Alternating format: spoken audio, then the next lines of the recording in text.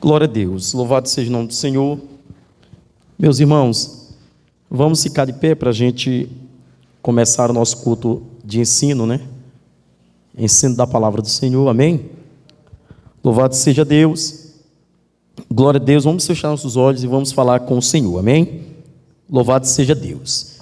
Senhor nosso Deus e nosso Pai, Deus, diante da Tua presença, Senhor, neste momento, eu quero estar orando aqui nesse momento, Deus, te agradecendo pela rica oportunidade a qual o Senhor nos deu nessa noite, de estar aqui em Tua casa, Deus, reunidos juntamente com os nossos irmãos, a qual estarão aqui, Deus, em um só propósito. Deus, nessa noite, Pai, pela autoridade que há na Tua palavra, tão somente queremos te agradecer, ó Pai, porque o Senhor tem estado conosco, dia após dia, ao levantar, ao dormir, Senhor, ao acordar, o Senhor tem sustentado as nossas vidas, e somos gratos, ó Deus, somos gratos pelas Tuas benevolências, somos gratos pelas Tuas fidelidades, mas nesta noite, Deus, de culto de ensinamento da Tua palavra, eu quero aqui, em oração, Deus, juntamente com a Tua igreja, eu quero nesse momento clamar ao Senhor, eu quero nesse momento orar ao Senhor, e eu quero te pedir neste momento que o Senhor possa abençoar os nossos irmãos, aqueles que já estão aqui nesse lugar, aqueles que estão de saída das suas casas, aqueles que estão a caminho, Deus, desse templo. Deus, queremos em nome de Jesus tão somente orar e abençoar a todos. Pai, eu sei que tem irmãos que vão acompanhar através do nosso canal, ó Deus, também abençoa, para que eles possam entender, em nome de Jesus, e compreender tudo aquilo que vamos aqui relatar, tudo aquilo que vamos falar aqui nessa noite, e explicar através das Tuas santas e sagradas escrituras. Também, aproveitando a oportunidade, eu já quero orar pelo nosso seminário de escatologia bíblico, ó Deus, que vai acontecer sábado e domingo. Deus, em nome de Jesus, toma os nossos ministrantes que já estão, ó Deus, em nome de Jesus, estudando, se aprofundando, para trazer o melhor das explicações acerca desses temas que são tão importantes para a igreja. Pai, eu tenho visto quanto a igreja precisa, quanto a igreja necessita estudar, compreender textualmente, biblicamente e até fatos teológicos acerca do final de todas as coisas. Pai, muita gente está preocupada com muitos temas, com muitas coisas, mas uma coisa é importante, que a igreja possa compreender que Jesus Cristo está voltando e que nós precisamos nos preparar, estar preparado, irmãos, para a volta do Senhor. Isso tem nos preocupado muito, porque a igreja já não tem mais prazer nas sagradas escrituras. A igreja, cada dia mais que passa, os membros, o corpo, a unidade, a igreja chamada corpo, ela cada dia mais está se distanciando da palavra verdadeira, da palavra genuína, e nós precisamos, quantos servos, quantos líderes pela palavra, líderes que têm visão na palavra, louvado seja o nome do Senhor, é levar a igreja a entender biblicamente acerca da palavra de Deus. Então, neste momento, Pai, eu tão somente quero louvar ao Senhor, eu tão somente quero honrar ao Senhor e te agradecer pelas Tuas benevolências, pelas Tuas fidelidades. Deus, eu tenho certeza que será um grande culto nesta noite. Eu tenho certeza que o que nós vamos falar aqui é de suma importância. A Bíblia, Deus, cada dia mais que passa, ela tem uma tendência de não somente sumir da letra, mas ela tem uma tendência de sumir do coração das pessoas.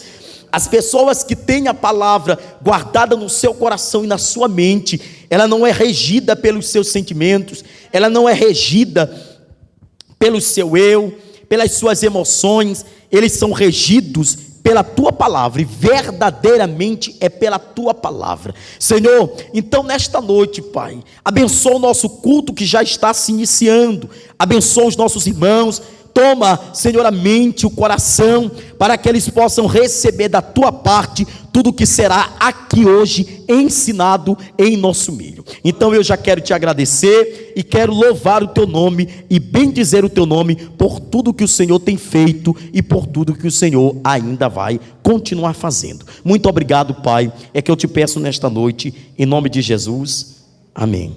Louvado seja Deus, amém, queridos? Louvado seja Deus. Eu queria convidar nessa noite para estar louvando os 2 hinos da harpa, a irmã Maria. Irmã Maria, vamos louvar aqui os 2 hinos da harpa. Louvado seja Deus, amém? Glória a Jesus. Irmã Maria louvando os 2 hinos da harpa. E aí logo em seguida, eu queria convidar a irmã Graça para estar louvando mais um hino, tá bom? Pode ser um hino mesmo cantado, para a gente ofertar e dizimar, porque o nosso estudo hoje está pretendendo bastante tempo, tá certo? Louvado seja Deus.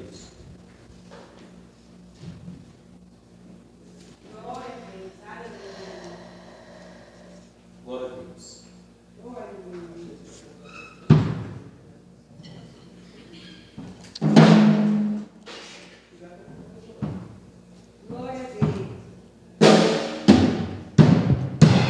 Salve a amada igreja com a paz do Senhor, amém? Amém. Vamos louvar o 212.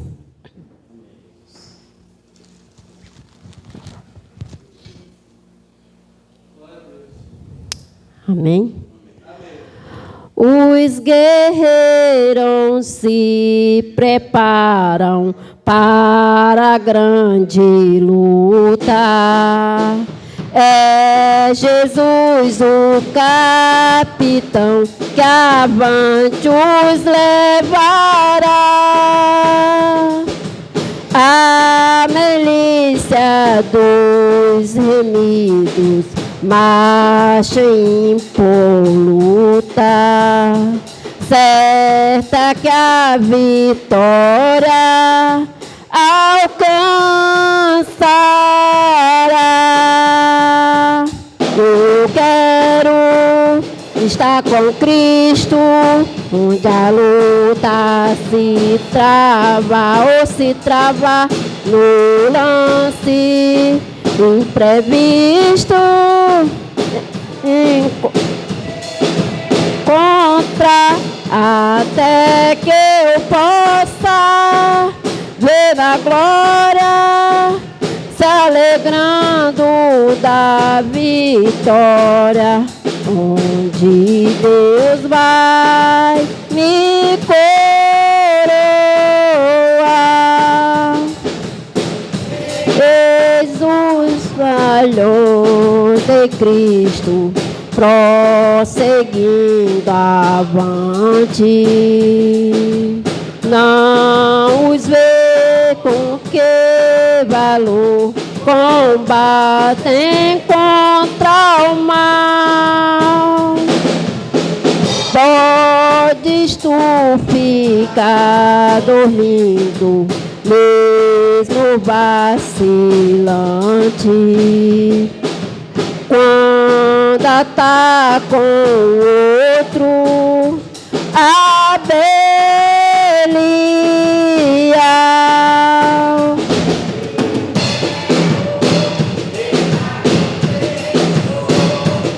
Onde a luta se trava ou se trava no lance imprevisto, na frente me encontra, até que eu possa ver na glória, se alegrando da vitória, onde Deus vai me coroar.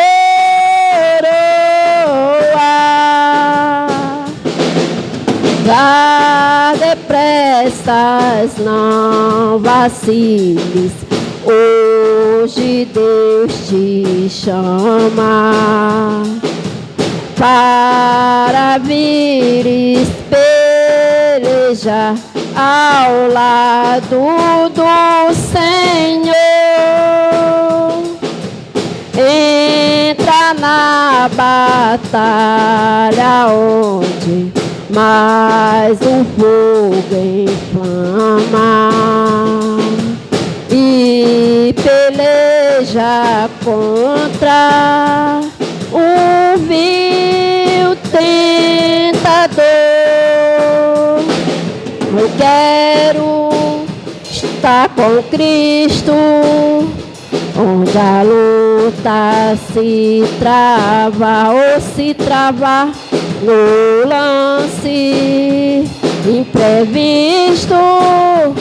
Na frente eu me encontro, até que eu possa ver na glória, se alegrando da vitória, onde Deus vai me coroar.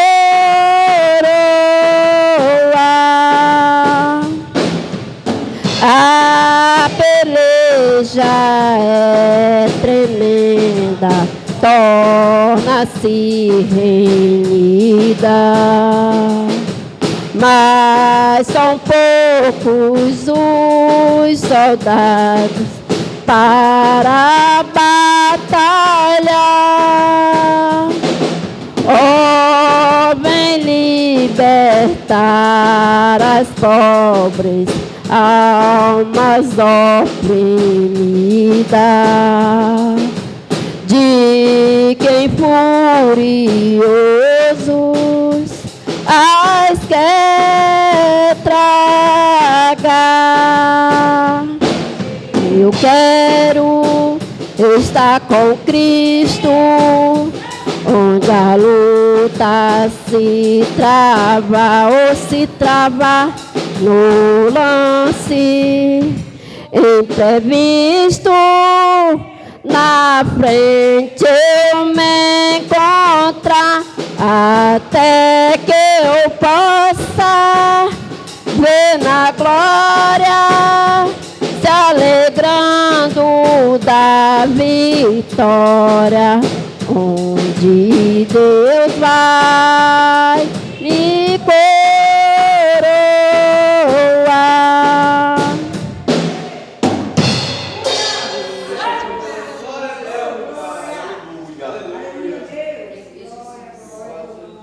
Glória a Deus. Aleluia, Deus.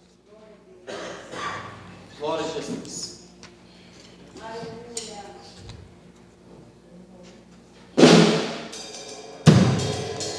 Oh, aleluia, Jesus. Louvado seja Deus. Glória a Jesus. 310. Amém, Jesus. Jesus é o Redentor que veio nos salvar do mundo de horror, das ondas deste mar. A todo crê, vitórias lhe dará. Também é o poder que gozo lhe dará. Avante eu vou para entrar no céu da divina mansão. Tenho um gozo muito profundo e Jesus no coração. Não olhando para o mundo, avante eu vou. Jesus é o meu sol, no céu me levará, e do destruidor o corpo esmagará. Ao caro Redentor, fiel aqui serei, a Ele com fervor somente seguirei. Avante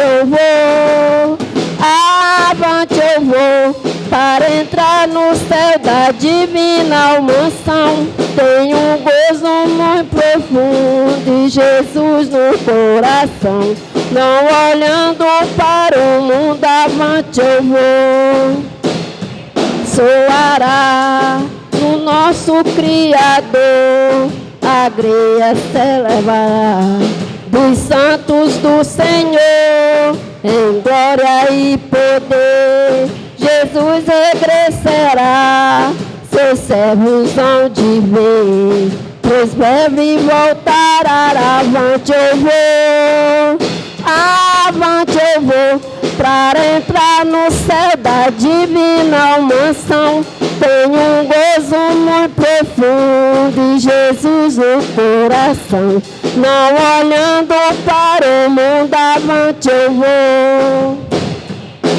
E Jesus, a fim de me levar e desfrutar em luz o seu amor sem par. Abraão, Isaque e Jó, ali no céu verei, ao lado de Jacó, com ele cearei. Avante eu vou, avante eu vou, para entrar no céu da divina mansão. Tenho um gozo muito profundo e Jesus no coração. Não olhando para o mundo, avante eu vou. Glória a Deus, aleluia. Agradeço a oportunidade. Glória a Deus. A irmã Graça, louvando ao Senhor. Glória a Deus. Pode louvar aqui. Vou louvar na voz. Vamos lá. Louvado seja Deus. Vamos adorar. Baixa esse negócio, minha irmã. Vamos. Glória a Deus. Glória a Deus. Saúde a igreja com a graça e a paz do Senhor. Amém. Amém, Jesus. Nós louvamos o Senhor esta noite pela oportunidade que Ele nos dá de estarmos mais uma vez na sua presença. Todos os dias nós temos uma oportunidade e que essa oportunidade é única. Amém? Eu quero louvar com os irmãos aqui um hino de Cassiane, Oferta Agradável. Amém? Se os irmãos souberem, me ajudem, tá bom? Glória a Deus. Não, Marinilde? Aleluia. A tua palavra escondi, guardada no meu coração, pra eu não pecar contra ti, Senhor. A tua palavra escondi,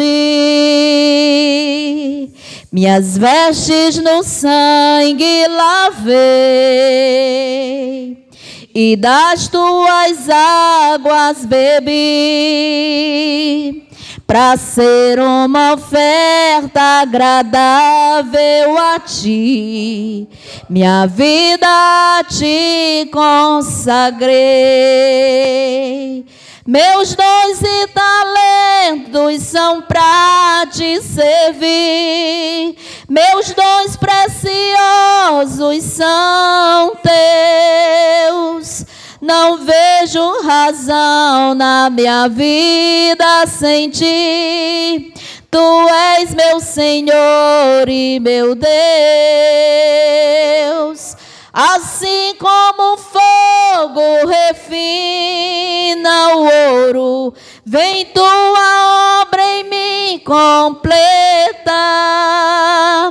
até que o mundo possa ver tua glória em meu rosto brilhar. A tua palavra escondi, guardada no meu coração, pra eu não pecar contra ti, Senhor. A tua palavra escondi, minhas vestes no sangue lavei, e das tuas águas bebi,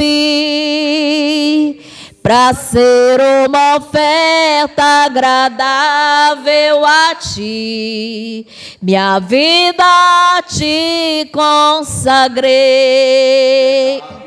Meus dons e talentos são para te servir, meus dons preciosos são teus.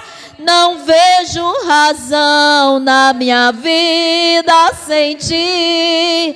Tu és meu Senhor e meu Deus.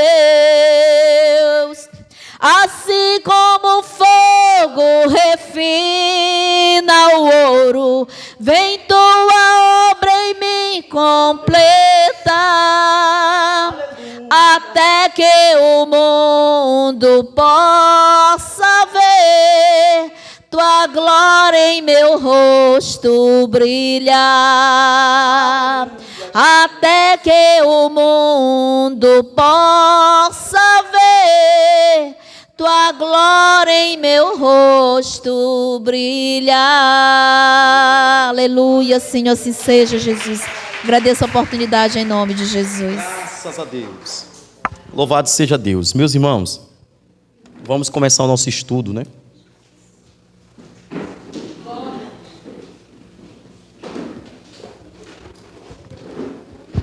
Glória a Deus. Vamos começar o nosso estudo.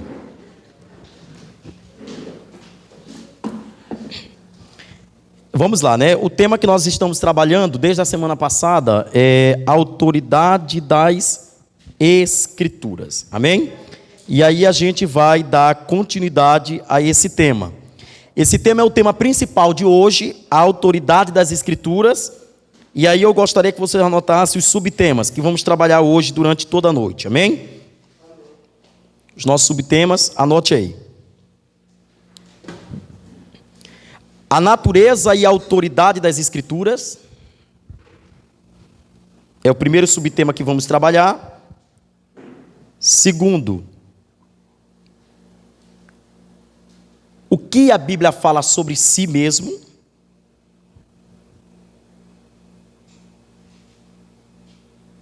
Terceiro, o cânon do Antigo Testamento. E quarto, eu vou repetir novamente do começo. Vamos lá. Primeiro, a natureza e a autoridade das Escrituras. Segundo, o que a Bíblia fala sobre si mesmo. Terceiro, o cânon do Antigo Testamento. E quarto, o cânon do Novo Testamento.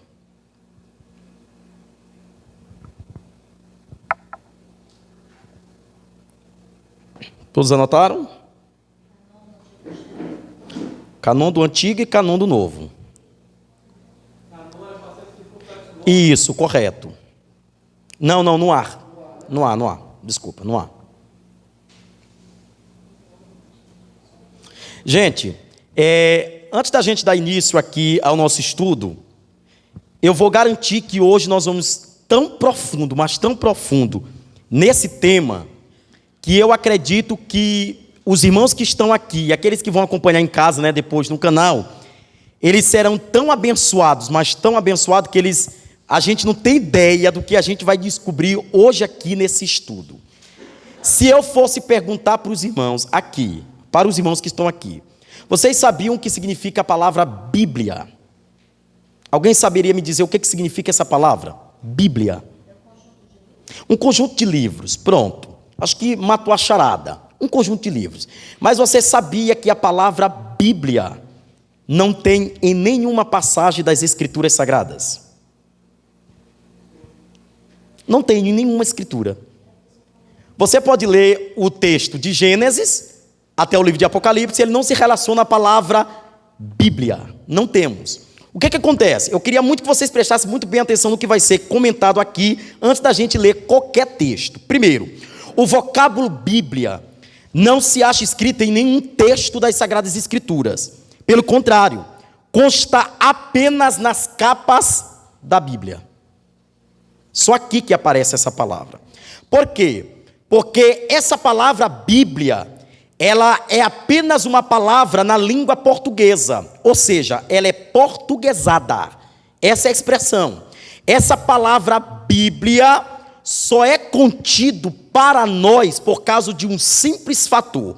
Primeiro, eu queria que vocês anotassem esse termo aí. Anote assim, Biblos, com B-L-O, Biblos.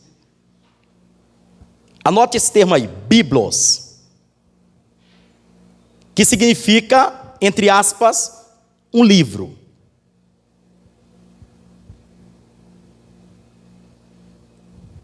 Um livro. Você compreendeu isso aqui? Por que quando se trata do português claro, nós estamos falando de um livro comum. Essa capa ela não vai diferenciar o que acreditamos ou deixamos de acreditar, porque ela é portuguesada. Então, é simples que em todos esses livros, geralmente que são relacionados ao cristianismo, a palavra que ecoa nela lá é Bíblia. Essa é a palavra que está aqui. Mas olha o que nós vamos descobrir hoje. Isso aqui é só neste culto que você vai descobrir. O significado mais profundo dessa mesma palavra biblos, que está aí na língua portuguesa, que vem de um termo latim, ele significa coleções de livros pequenos. Esse nome biblos foi usado a partir do século IV com João Cristóstomo. Olha que interessante.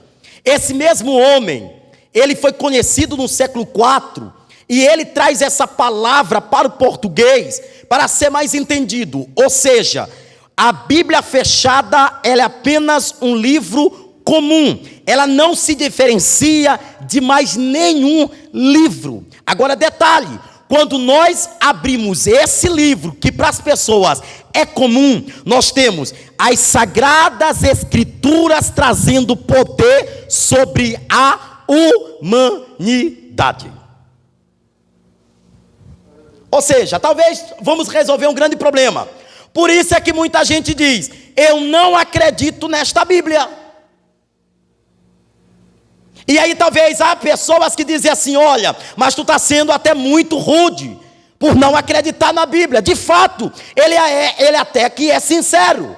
A palavra Bíblia não tem em texto sagrado. Agora que nós precisamos diferenciar entre uma capa e uma escrita, isso sim. A escrita para nós é de extrema valia. Olha só, a Bíblia recebe muitos outros nomes, entre eles Escritura, e eu queria que vocês lessem comigo esse termo. Marcos 12, 10. Marcos, capítulo 12, versículo 10. Vamos todos encontrar e vamos todos ler.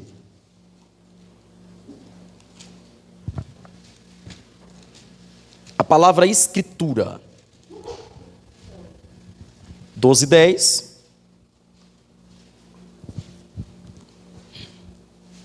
Alguém poderia ler para nós? Todo aquele que proferir uma palavra contra o filho do homem, isso lhe será perdoado. Será que essa? Marcos 12, 10. Ainda não leste esta escritura, a pedra que os edificadores rejeitaram, esta foi posta por cabeça da escritura. Vocês perceberam a palavra escritura? Ela está aí. A Bíblia é conhecida como uma escrita profunda. Agora, um detalhe muito importante, igreja, que nós não possamos deixar de observar. Esses pontos aqui foram pontos que nós trabalhamos na semana passada. Quando nós tratamos acerca da Bíblia, você sabia que o povo que menos conhece a história da Bíblia é o povo cristão. Eles são os que menos conhecem. O povo judaico, ou o povo judeu, eles se aprofundam na história da Bíblia para saber em que língua, quantos escritores, quantos livros, que forma ela está diferenciada e organizada. De fato, olha como isso aqui é mais interessante ainda. Nós só conhecemos o que está escrito aqui. Se eu perguntasse para os irmãos quantos livros tem na Bíblia, vocês me diriam 66. Nós vamos descobrir que na Bíblia hebraica não se trata de 66 livros. Ou seja, nós estamos falando que na tradução do português tem livros separados que no texto original, que é no hebraico, eles são ajuntados. Se eu perguntasse aqui para os irmãos, nós vamos descobrir tudo isso aqui. Quantos autores tem na Bíblia? Quantas pessoas escreveram a Bíblia? Alguém saberia me responder? De fato, a gente não tem nem ideia. Nem ideia, mas nós vamos descobrir isso aqui ao longo do estudo. Por isso que eu sempre peço para os irmãos estarem aqui. Olha só, somente o apóstolo Paulo, usou várias, entre elas se destacam dois termos ou duas expressões para relacionar a palavra de Deus. Primeiro, Paulo relaciona esta mesma Bíblia que nós conhecemos aqui como Sagradas Escrituras. Leia aí Romanos 1, 2. Nós estamos comentando e estamos vendo se de fato a Bíblia consiste no que a gente está afirmando. Romanos capítulo 1, versículo 2. Uma pessoa lê para nós. Romanos 1, 2.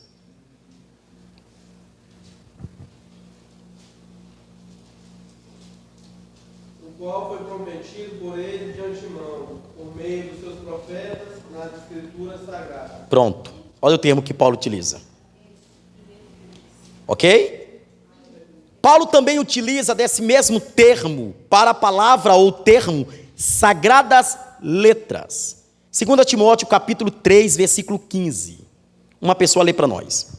2 Timóteo 3,15. Nós só estamos comprovando que nós estamos afirmando que não existe essa palavra Bíblia. Vamos lá. Por que as escrituras sagradas estão em letra maiúscula? Pronto, por quê? Eu posso responder você lá para frente? Posso?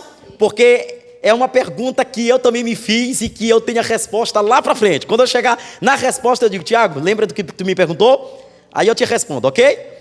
Vamos lá, 2 Timóteo 3,15. 3,15. Pode ler. Alguém que encontrar pode ler. Pode ler. Que desde a tua meninice sabes as sagradas letras que podem fazer-te sábio para a salvação, pela fé que há em Cristo Jesus. Olha só os termos que Paulo utiliza. Oráculos de Deus. Ele também utiliza essa mesma Bíblia como oráculos, ou seja, algo que está desvendado, que veio a tornar-se real. Romanos 3,2. Isso daqui é só curiosidade, gente, da Bíblia. 3:2. Muitas sobre todos os aspectos, principalmente porque os judeus foram confiados ao oráculo de Deus. Tá vendo? Todas as expressões que utilizamos, sejam elas sagradas escrituras, sejam elas sagradas letras, oráculos de Deus, ela tem uma expressão própria. Por quê? Nós estamos falando de um livro que é comum, mas de um livro que tem detalhes muito importantes para o contexto da história.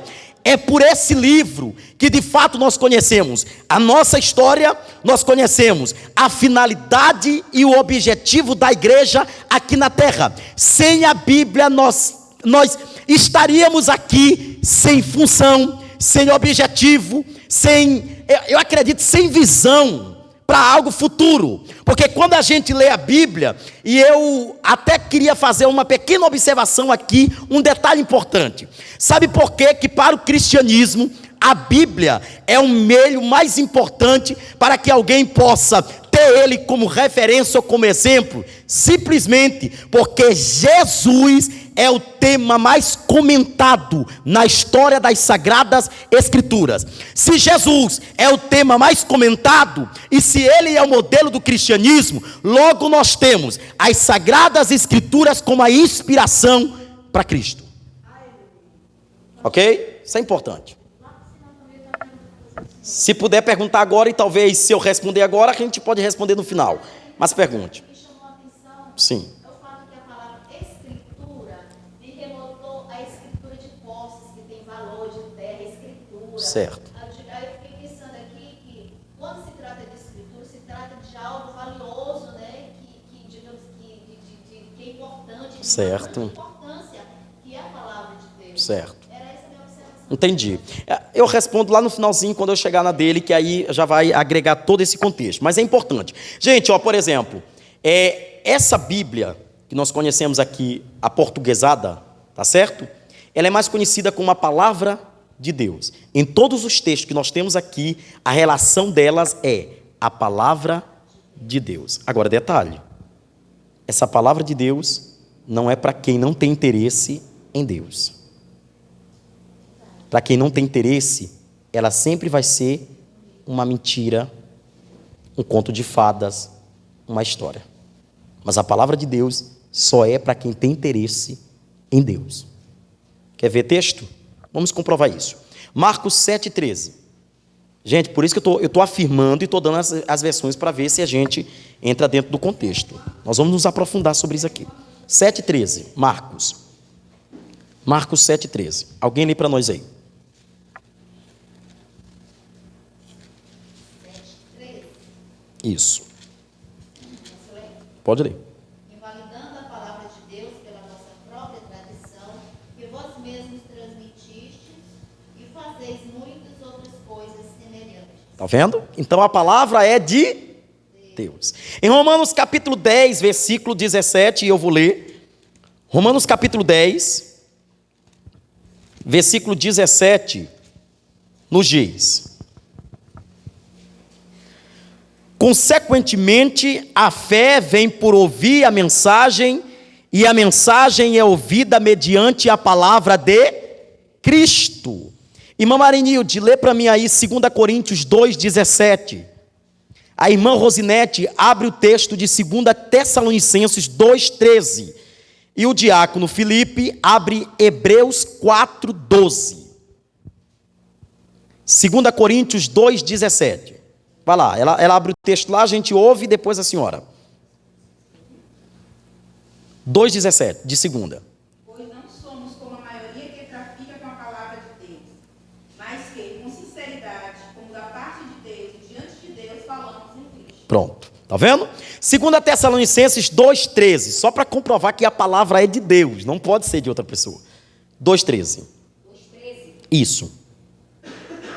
Mas nós devemos sempre dar graças a Deus por vocês, irmãos amados pelo Senhor, porque desde o princípio Deus nos escolheu para ser salvos mediante a obra santificadora do Espírito e na fé na verdade. Pronto. Essa verdade é a palavra de Deus, não é confiada a homens. 4,12 de Hebreus.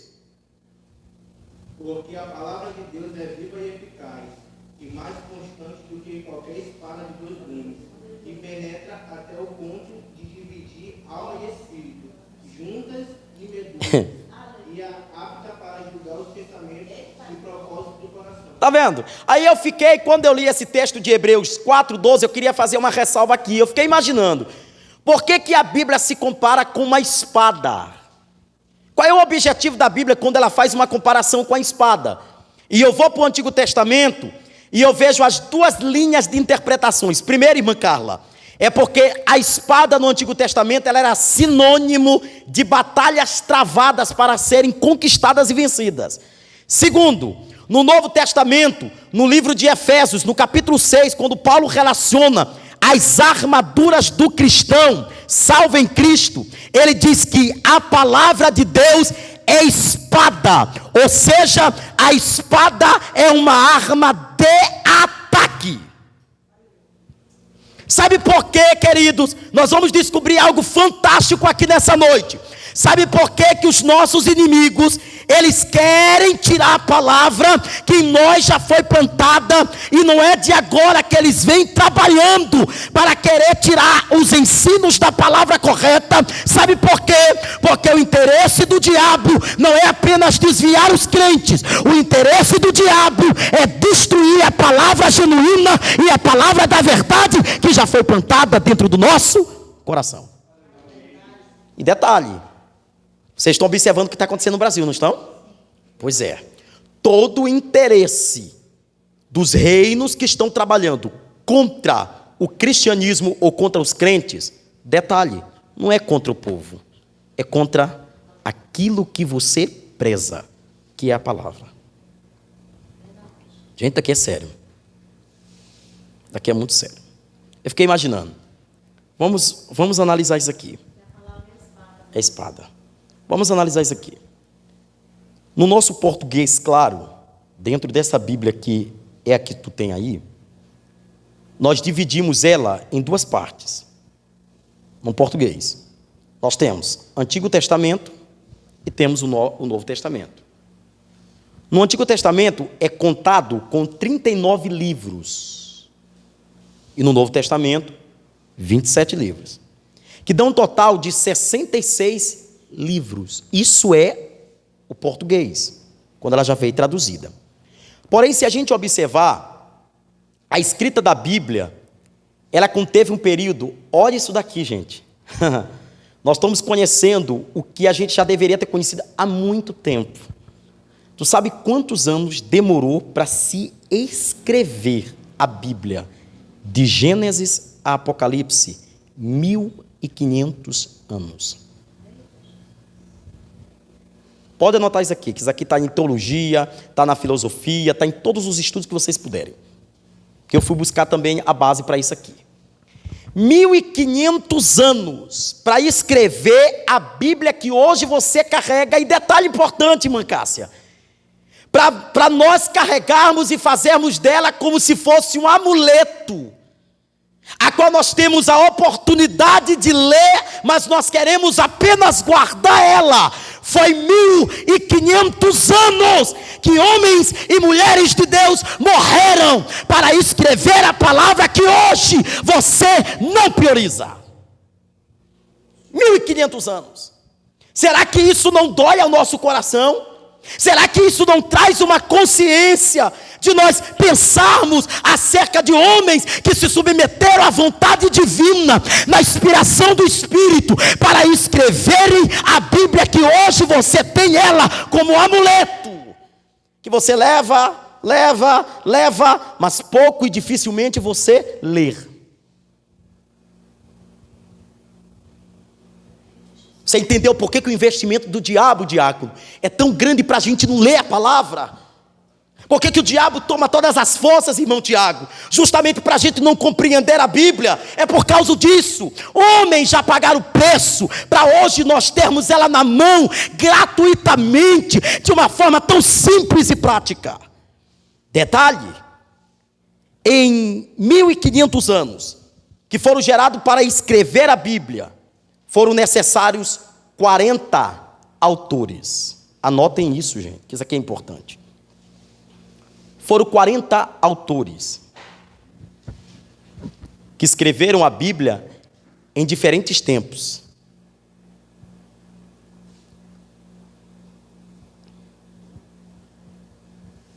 Ok? Agora volta para cá que é para a gente compreender. Desses autores, nós temos nomes aqui que é muito conhecido. Entre eles, nós vamos destacar os 40, ok? Vamos conhecer todos eles. Não precisa anotar. Só analise comigo. Nós temos Davi, nós temos Salomão, nós temos Jeremias, Ezequiel, os sacerdotes, está vendo? Lucas, Pedro, João, Paulo, Daniel, Mateus, Josué, que não é lá do Antigo Testamento a relação dele, mas esse Josué que é o que está mais aproximado de Esdras, o próprio Esdras e Neemias. Todos esses estavam em harmonia e perfeição, pela graça de Deus, para escrever a Bíblia. Agora, detalhe, se a gente rever aqui, e eu fiz questão de trazer rapidamente para a gente aprender, eu fiquei fazendo uma análise. Olha isso aqui. Uma análise. Tu sabe quais são os materiais que foram escritos a Bíblia? A Bíblia foram escritos em pedra. A Bíblia foram escrito em uma espécie de argila, barro. A Bíblia foi escrito em madeira. A Bíblia foi escrito em papiro. E lá na frente a gente vai compreender todos esses daqui, conhecer cada detalhe. E a Bíblia foi escrita em pergaminho. Agora detalhe, gente. Como é que esses homens, sem inspiração divina, poderiam ser tão confirmatórios um ao outro?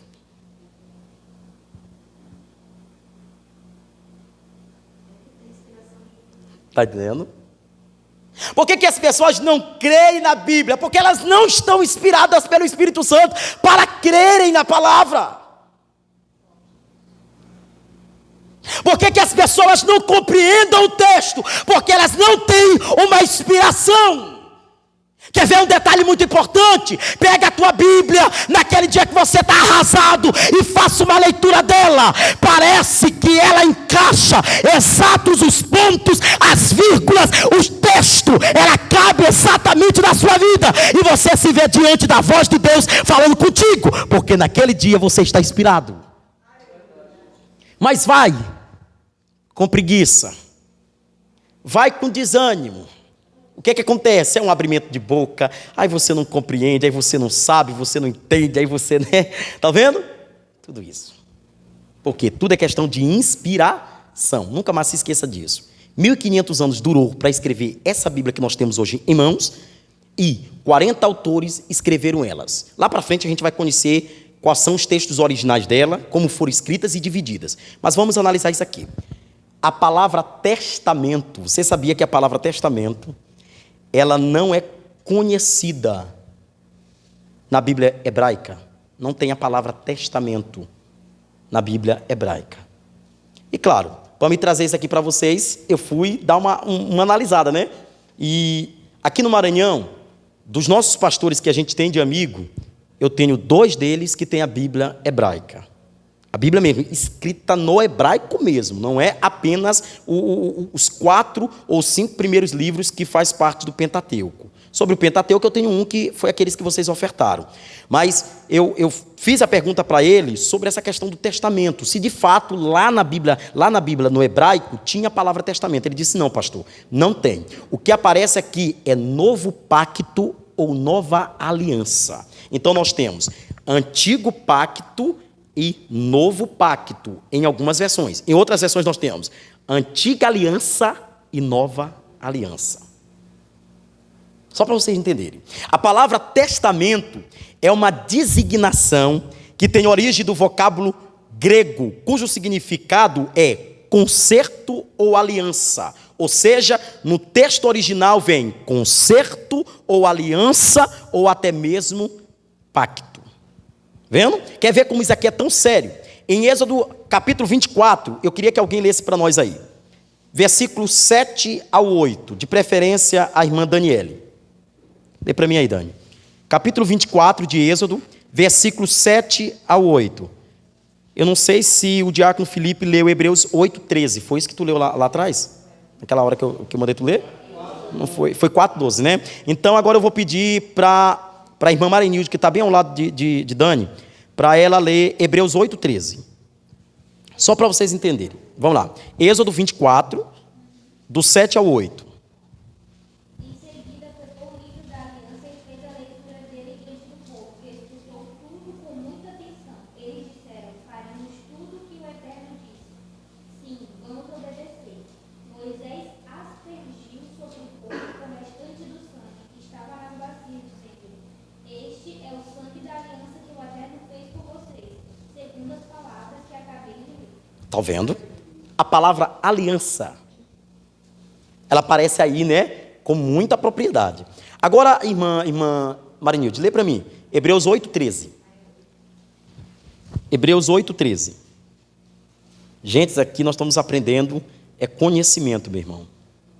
8:13. Ao dizer nova aliança, ele deu por antiquada a primeira.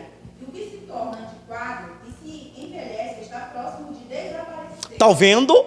Agora veja aqui. Se a gente pega esse texto de Hebreus, capítulo 8, versículo 13, e a gente traz ela, irmã Rosinete, para os dias atuais, talvez vai ter muitos questionamentos. Pastor, então a relação de quem escreve o livro de Hebreus, ele está dizendo que a antiga aliança, o antigo pacto, os antigos livros, eles são consumados pelos novos livros que são o Novo Testamento? Nananina, não. Vamos compreender isso. O que ele está dizendo aí é simples.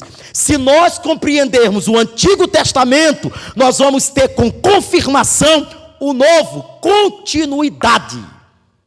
Olha o que Cristo diz: eu não vim para abolir a lei, eu vim para cumprir. O que é que Jesus está dizendo?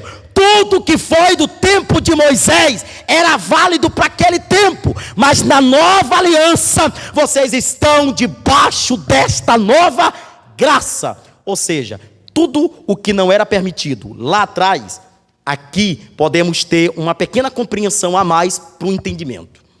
E não quebrando lá. É só compreendido. Por exemplo, vamos ver. Vamos analisar. Jesus olha uma moeda e Jesus olha e diz assim: dá a César o que é de César e dá a Deus o que é de Deus. Ele está relacionando aquele termo com o quê? Com impostos, pagamentos. O que ele está dizendo? Que o crente é cidadão da terra. E como cidadão da terra, nós temos obrigações a cumprirem. Pagamento do que é tributo terreno tem que ser pago. Não pague a tua conta de energia para te ver o que acontece. Você compreende? Não é espiritualizar isso aqui. Agora, como cidadão do céu, a nossa mentalidade é para onde? É do céu. A gente sabe disso. Mas por enquanto que nós estamos aqui, nós temos que cumprir com as nossas obrigações. Não é verdade, gente? E é interessante. Para os crentes espirituais ao extremo, eles não compreendem isso aqui.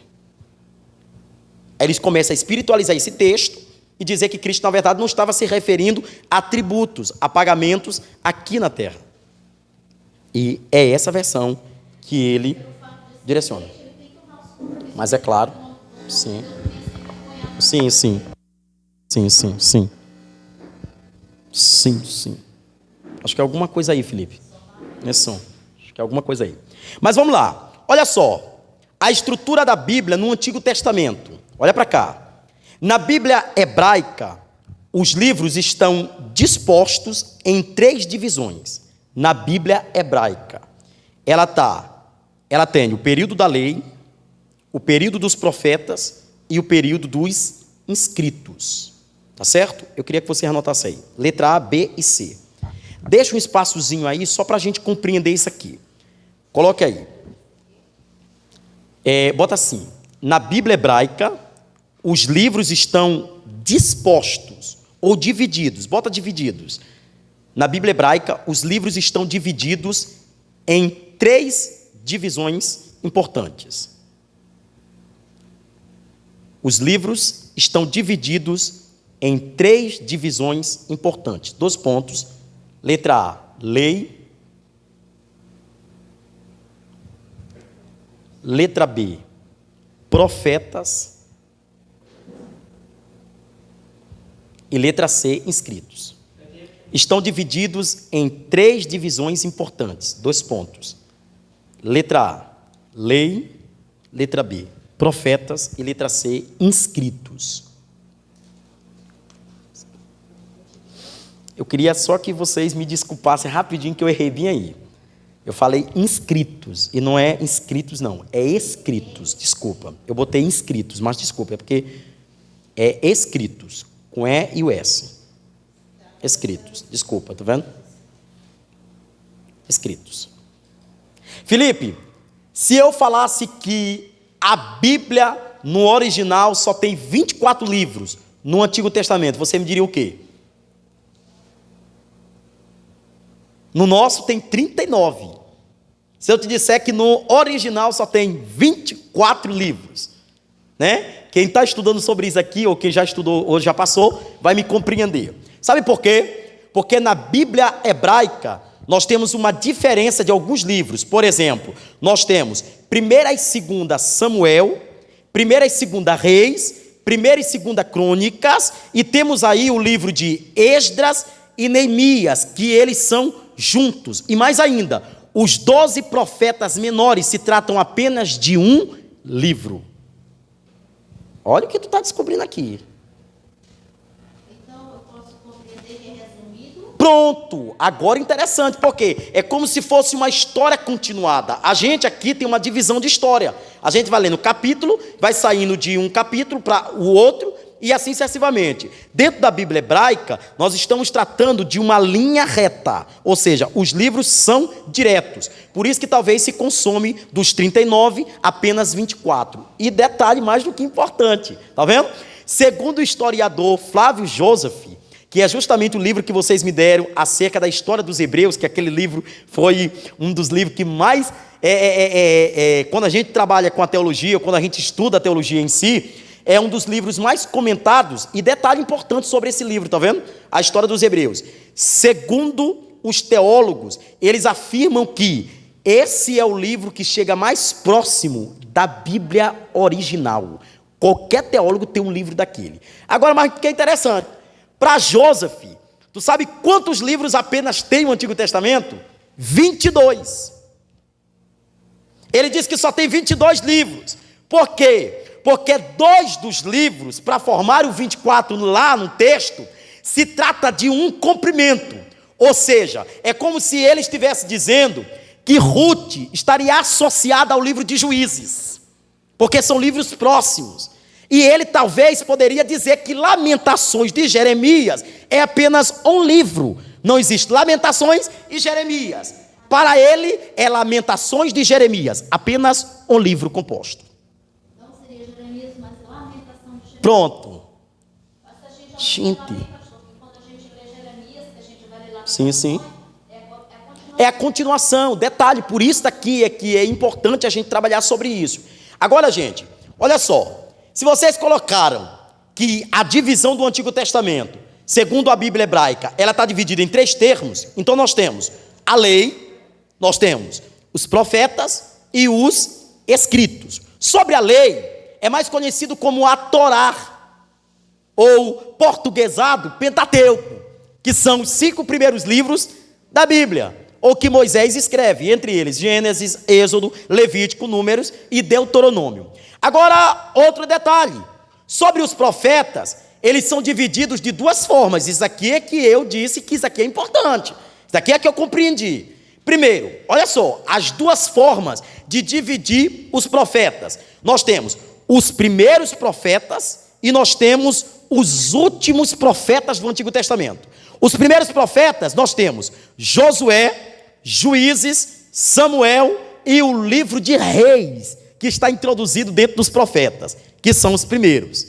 Os segundos, os últimos profetas. Aí nós temos Isaías, Jeremias, Ezequiel e o livro dos 12. É mais ou menos isso para compreender. Não tem os profetas antes do livro de Salmos, todos eles são os primeiros.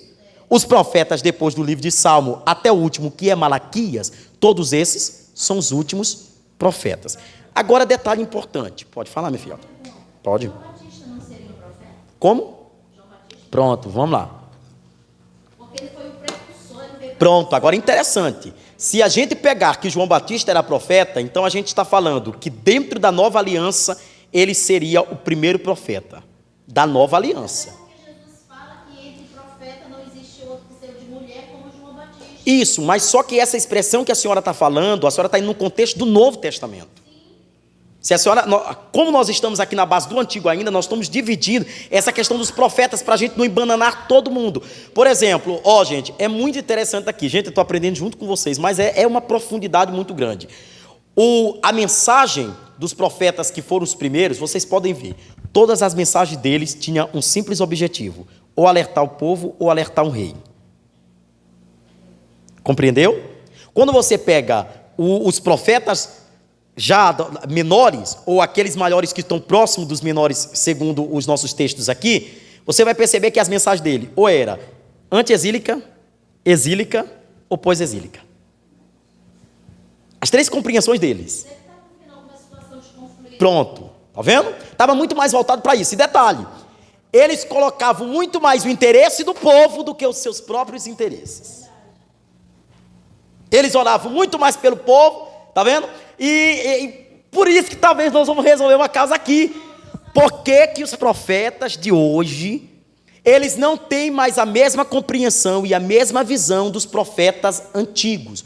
Porque hoje o que está imperando é o achismo, é o eu falei, aconteceu, eu tenho que receber iguarias, porque eu sou profeta. Aí nós vamos quebrar todo o rito.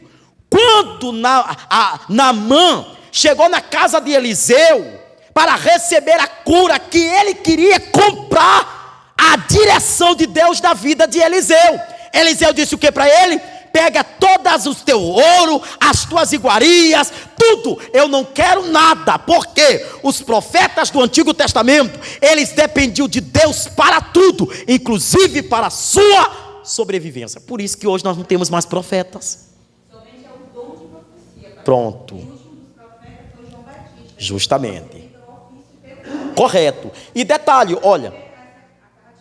Pronto, justamente. Corretíssimo. Tá vendo? Aí detalhe, aí ela fez uma compreensão aí muito forte. O que ela está dizendo? Pelo ofício, pegando o ofício, nós temos apenas João Batista como último. Ofício, né? Ou seja, reconhecido tanto por Deus, eu posso dizer, pela divindade. Mas dizer que João Batista foi o último dos profetas no tratar da igreja, aí seria até algo que não tinha base bíblica. Porque depois nós vamos ter entre eles Ágabo, que é um profeta da igreja primitiva, entre eles muitos outros homens que vão detalhar isso aqui. Agora, o que é mais interessante é a compreensão da visão e do objetivo do profeta em relação à sua profecia. Quer ver uma coisa muito interessante, gente? Antes da gente dar continuidade aqui, quer ver? 2 palavras aparecem na Bíblia. Olha isso aqui, como isso aqui é tão sério. Não tem gente que diz assim: assim diz o Senhor. Aí ele vai. Letra A, fulano, assim diz o Senhor. Ciclano, assim diz o Senhor. Bertano, assim diz o Senhor. Tome cuidado com isso que eu vou lhe explicar por quê. Você sabia? Olha isso aqui, gente. Vocês sabiam que quando você utiliza essa expressão, assim diz o Senhor, ela é irrevogável. Ela não tem erro, não tem como mentir.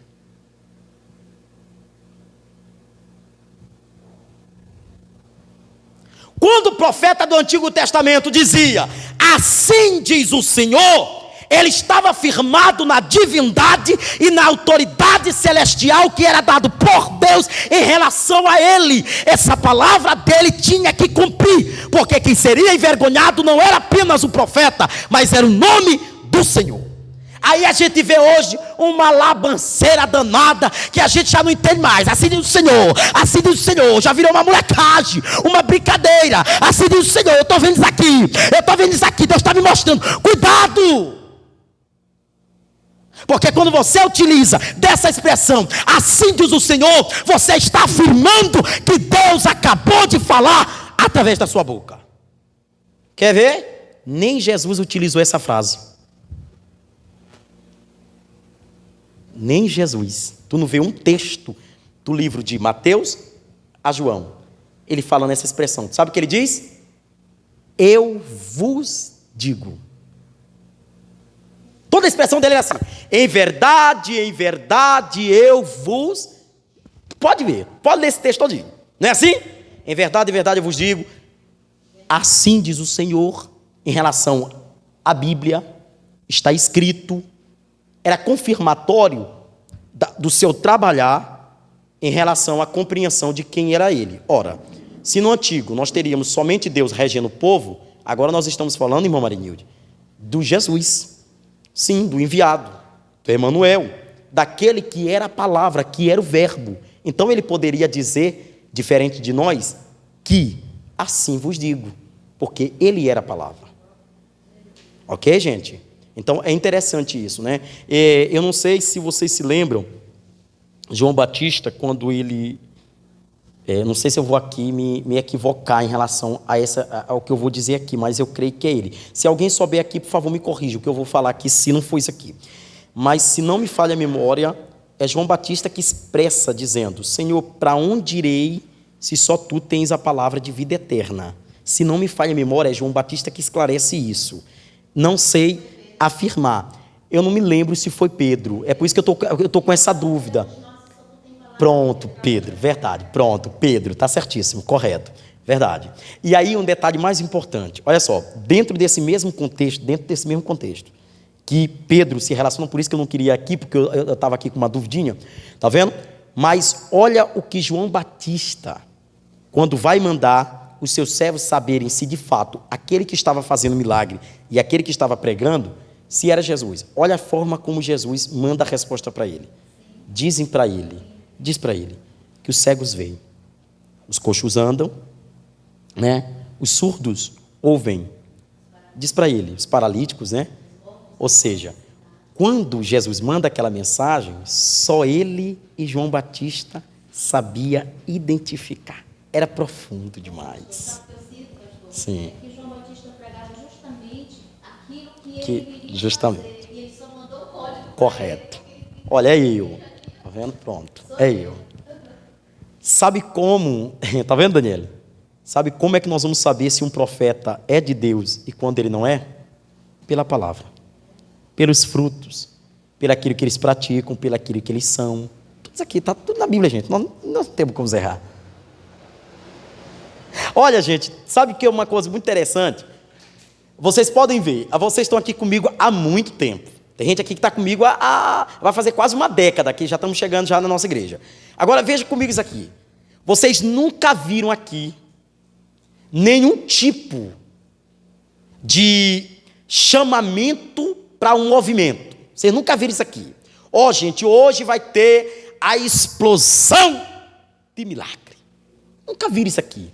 E eu espero não ter. Enquanto eu estiver vivo, eu espero não ter aqui no nosso meio. Por quê, gente? Tu sabe qual é a explosão de milagre? É o crente vir para o culto de ensinamento. Sabe qual é o poder? É o crente vir e ser ministrado pela palavra. Gente, é a palavra. Por que que eu estou voltando a uma coisa que talvez a gente nem deveria voltar? Porque muitos de nós não sabiam sobre isso aqui, acerca da Bíblia, tão profundamente como estamos aprendendo nessa escola hoje. É uma escola aqui. E talvez é uma escola que vai gerar muitos frutos, porque vocês vão passar esse conhecimento para outras pessoas. Quantas pessoas temos analfabetas do que elas carregam? Que elas nunca compreenderam isso aqui. Vocês estão entendendo? Aí nós temos os profetas. Então, detalhe: quando Deus te mostrar algo, nunca haja pela emoção. Calma, irmão. Espere. Vê se Deus confirma de novo. Porque pode ser uma voz da emoção que pode tentar falar.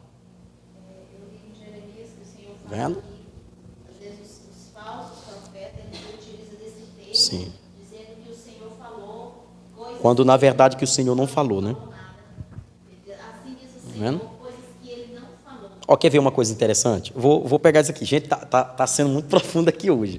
Quer ver uma coisa interessante? Quando a gente botou o curso de escatologia, que é o seminário que vai acontecer agora sábado e domingo, eu fiquei pensando, minha gente, se todas as igrejas se reunissem, todos os líderes, gente, vamos trabalhar temas do final das coisas para a gente abrir a mente de todo mundo. Tu já viu o que poderia acontecer, gente? O problema é que tipos de seminário como esse, que é escatológico, que vai colocar você para compreender a Bíblia, não chama tanta gente. A pastora estava até dizendo para mim hoje, antes de vir para o culto, ela disse assim: amor, fala para os irmãos todos virem, né? Até porque vai estar ministrando de fora, que vai ter o trabalho de estudar a semana toda para trazer para nós. Então diz para a igreja vir. E eu disse para ela: não, a igreja precisa compreender que o convite não é para quem está lá fora. O convite é para quem está aqui dentro. Porque no final de tudo, o que está indo agora é comprimindo todas as áreas e todos os aspectos da igreja. E a minha preocupação, irmão, eu não estou mais preocupado mais em fazer megatemplo, não. E na verdade eu nunca tive. Mas a minha preocupação agora é com as vidas. Porque cada dia mais que está, sabe como é que está fazendo? É como se a gente tivesse todo mundo junto, mas separados. A gente soubesse que o irmão vem no culto, soubesse que o irmão está vindo na igreja, mas é como se a gente sentisse que ele estivesse tão distante da Bíblia dele. Vocês entenderam isso aqui? O que nós estamos fazendo hoje aqui, está vendo, minha irmã? Talvez seja o que vai gerar muitos frutos. Porque nós vamos aprender a identificar pela Bíblia aquilo que é verdade. Então, quando vier alguém mencionando, pregando, falando, afirmando alguma coisa que você não aprendeu, você vai dizer: não, é anátema, não está aqui. Eu analisei no texto. Eu vi na Bíblia. Vamos ver? Aí, por último, nós temos aí o quê? escritos, correto? Aí nos escritos, eles contêm alguns livros. Geralmente são aqueles que a gente não mencionou. Por exemplo, nós temos aí Salmos, Provérbios e Jó. Esses são os livros escritos. Porém, eles são divididos, principalmente ali o Antigo Testamento, depois do livro de Salmos, eles são divididos em 5 rolos e também em livros históricos. Pastor, quais são os 5 rolos?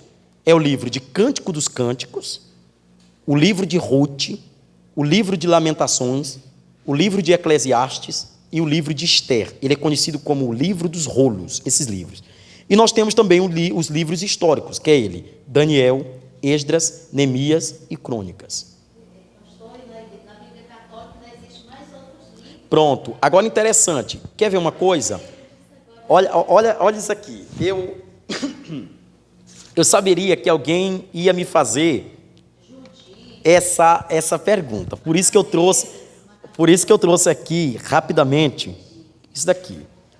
Aí ela mencionou, existem livros como Macabeus, Judite, outro livro aqui, Eclesiásticos, tem Sabedoria de Salomão, tem Baruque, né? Tem Enoque, tem o livro de Esther com a epístola, na verdade se trata de a epístola de Esther, olha só para vocês verem, tem a história de Susana, tem a história de Abel e o dragão, gente, isso aqui é profundo, a oração de Manassés, está vendo? E a adição ao livro de Daniel, tudo isso aqui. Agora, sabe por que esses livros eles estão mais na Bíblia Católica? Porque nós temos aí os livros que nós chamamos, eu vou utilizar aqui 2 palavras, eu não sei se eu vou acertar uma delas aqui, porque a palavra mesmo, a escrita é cruel. Vendo? Primeiro é os livros apócrifos, que são livros manuscritos ou escritos com a finalidade de resolver alguns questionamentos que tinham dentro da igreja. Na verdade, eles são mais conhecidos em outras versões como deuterocânicos. Está vendo? Ele é mais conhecido como isso. E, na verdade, essa referência, sabe o que é isso? Olha isso aqui. Sabe o que significa essa referência? Essa referência, as 2 que eu li aí, sabe o que é isso? Oculto, difícil de entender. Gente, pelo amor de Deus, como é que a Bíblia deveria ter essa expressão? Como é que vai ter o poder de entender? Se é para se compreender, não vai entender. Vendo? Aí sabe o que eles afirmam? Alguns estudiosos acerca disso, eles afirmam que existem coisas secretas entre esses livros que não tem na nossa, coisas secretas, misteriosas e ocultas, que jamais podem sair para os que estão lá fora. Eu vou desligar aqui o telefone. Eu vou desligar aqui que eu quero falar um negócio para vocês.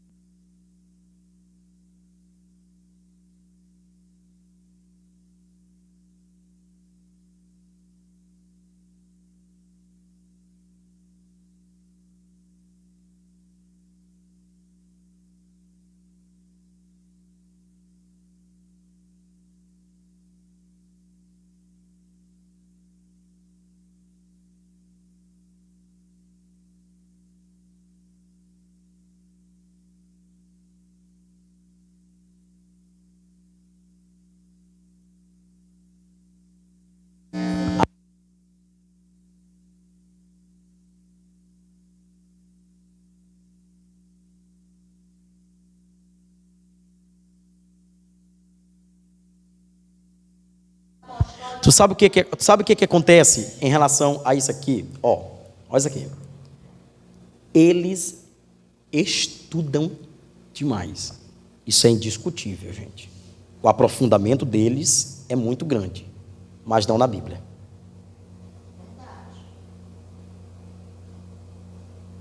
Eu não sei se vocês vão me compreender o que eu vou falar, mas eu estou de boca aberta com o que Deus tem feito no meio da igreja católica. É padre falando da Bíblia como se fosse pastor. E pior ainda, estão se posicionando acerca da verdade, quanto pastores estão ocultos, estão escondidos. Sabe por quê? Porque os pastores estão em dois grupos. Se eu falar que eu sou do lado de fulano, vai ter um grupo que não vai gostar. Mas eu não estou nem do lado de A, nem do lado de B. Eu estou pela palavra de Deus. E tudo que quebra os nossos princípios, nós somos contra. Pronto, acabou. Goste quem gostar. E detalhe, os padres estão falando muito isso aqui. Estão abrindo a boca. E os pastores? Não, meus queridos irmãos, vamos ficar entre nós aqui, que o que é importante é isso daqui, para a gente não, né? Isso aqui vai ser um escândalo, e aí nós vamos ficar por aqui, desse jeito. Não, meu querido, se posicione. Nós temos que ter uma posição. Pronto, acabou. Você entendeu? Por isso que eu digo, irmã, que eu acredito que hoje Deus está fazendo muitas mudanças. Muitas mudanças. Por isso que eu ainda me lembro do tempo da minha mãe na fé, que ela me dizia assim, meu filho, vai chegar uma época que aqueles que são, não vão ser mais. E aqueles que não são, é os que vão ser. E eu estou vendo isso na realidade, na cara dura. Os que deveriam se posicionar, não, besteira, loucura, isso aqui é idiotice. Quer ver uma coisa? Vamos ver. Quer ver? Nós temos o clamor do dia 7 de setembro. Todas as igrejas, inclusive evangélicas, Assembleia de Deus, Batista, todas em geral, estarão fazendo um grande clamor e um jejum pelo Brasil. Tu sabe que ainda tem muita igreja que diz? Isso é besteira. Gente, pelo amor de Deus, é buscar ideais que são próprios para a nossa congregação. Se hoje nós não falamos de política, já dizia uma frase, amanhã nós vamos ser proibidos de falar de Jesus. Porque nós não queremos debater acerca disso. Nós não queremos falar mais acerca disso. Mas, por favor, tem momento e tem hora de falar isso. Claro que não é todo o tempo, o altar de Deus é feito para pregar a palavra. Mas vai ter momento que a gente vai ter que mencionar alguns detalhes que estão acontecendo lá fora, que vão servir como modelo para dentro. Como exemplo, que nós precisamos compreender. Tá ligado. Tá ligado. Tá vendo? Então, vocês compreenderam aí, né?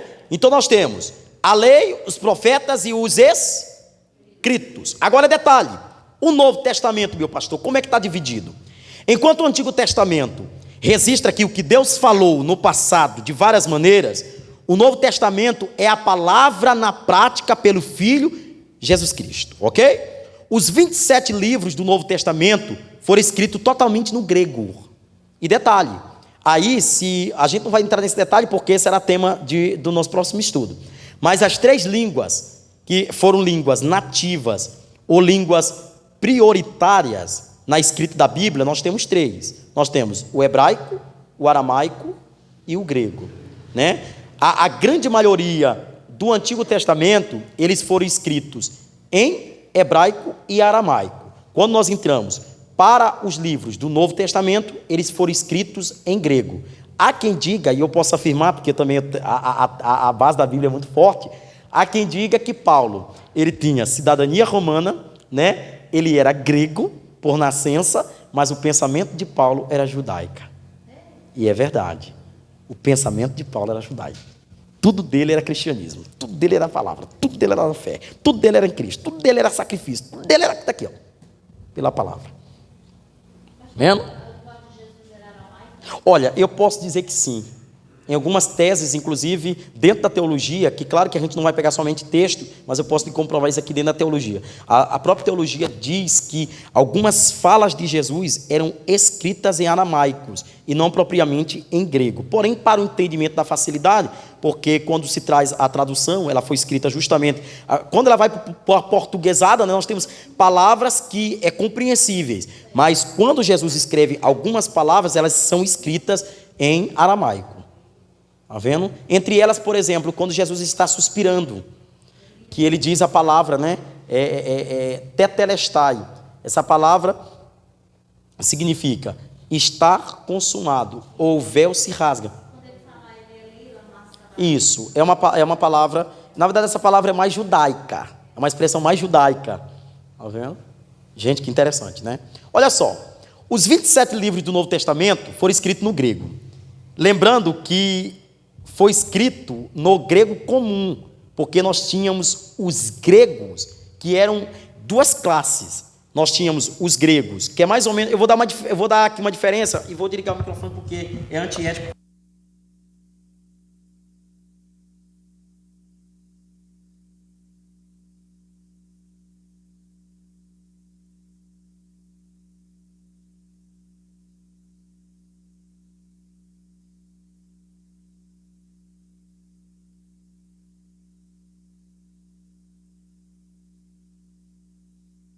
Tinha dois tipos de linha. Tinha o grego mais antigo, que era aqueles que levavam aquilo mais a sério, e tinha os gregos comuns, que eram aqueles que eram pescadores, homens comuns, tá bom? E a Bíblia, ela foi escrita justamente no grego comum, de pessoas comuns, tá certo, amados?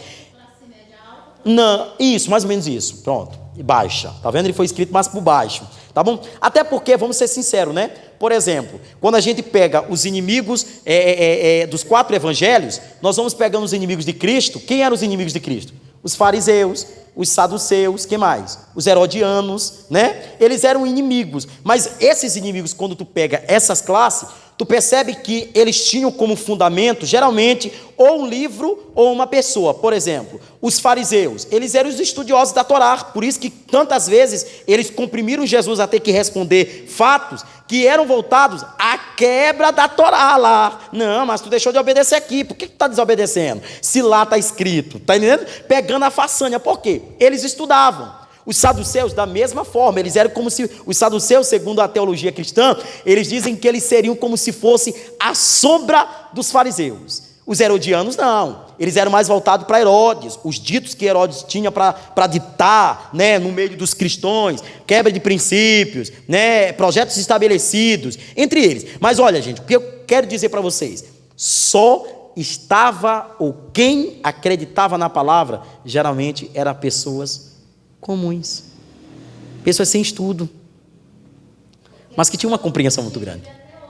Sim. Porque as pessoas que são formadas, cientistas, essas pessoas, eles não creem em Deus, porque Verdade. eles acham que eles são os intelectuais, são inteligentes, eles não precisam de um, Verdade. sabe, de algo assim, de um supremo na vida deles. As pessoas, a maioria das... Quer ver uma coisa, irmã Graça? A senhora está comentando uma coisa que eu fiquei analisando há um tempo.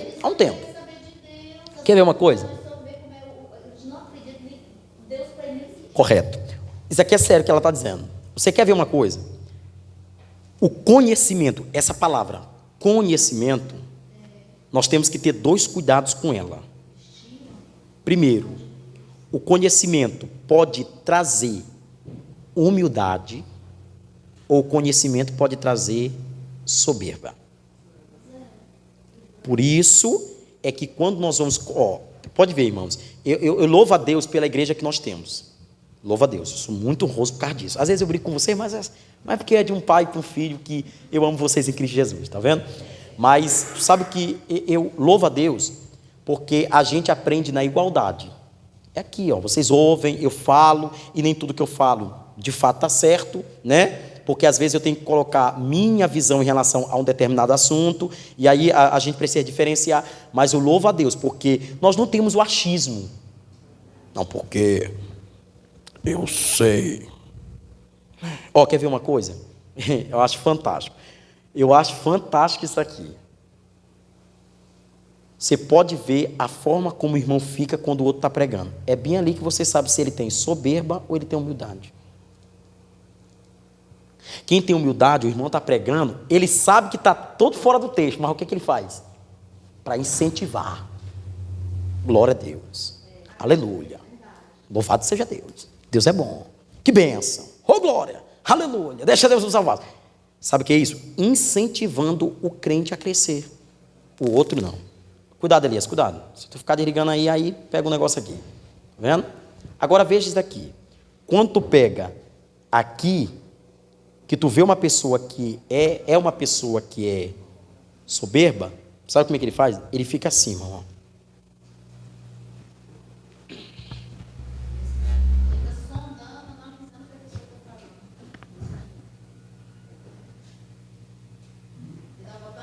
Porque assim, o que acontece? Tem 2 diferenças.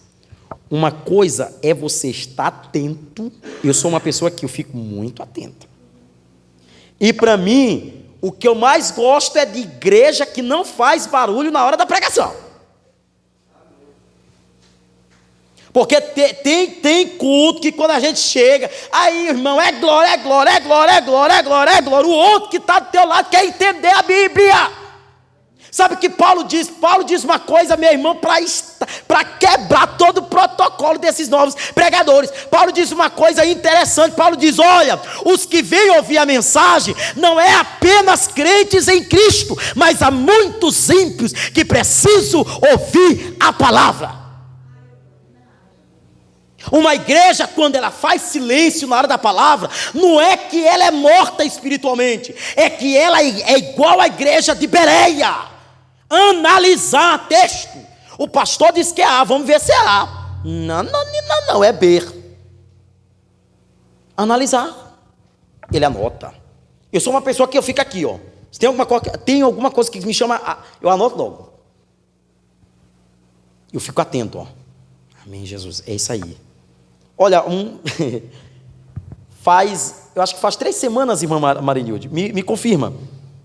Se a irmã Mary, faz 3 semanas que ela pregou lá no Coroadinho sobre as 10 virgens, que foi até na sala da sua mãe.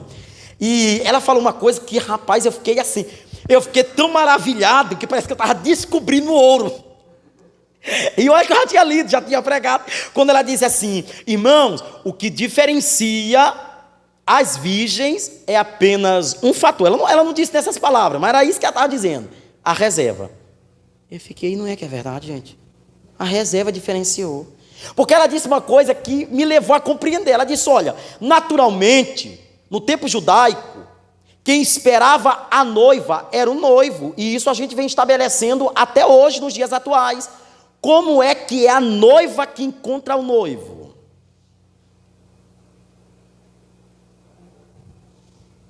O noivo vem até a noiva.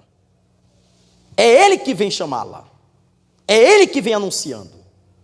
E aquilo digo, rapaz, é verdade. Me parece que as 5 prudentes, parece que elas já sabiam, gente, que a reserva ia fazer a diferença. Eu anotei isso aqui e até hoje eu levo como plano da minha vida.